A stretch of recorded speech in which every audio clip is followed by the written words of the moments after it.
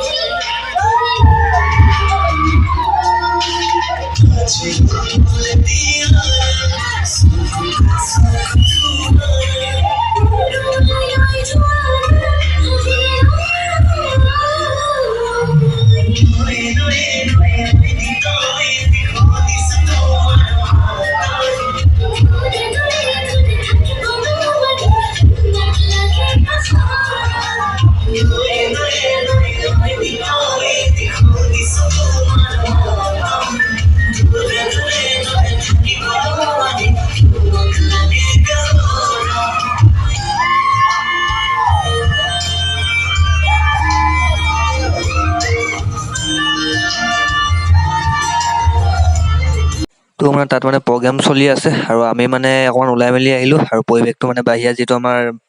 প্ৰেক্ষাগৃহত আমি থাকোঁ মানে তাত মানে হৈ আছে মানে প্ৰগ্ৰাম আমি তাৰ কিনাৰত যিটো মানে আমাৰ কমৰ ৰুমত আছে কমৰ ৰুমৰ কিনাৰত আমি আছোঁ আৰু আছি মেলি অকণমান দেখাইছোঁ আপোনালোক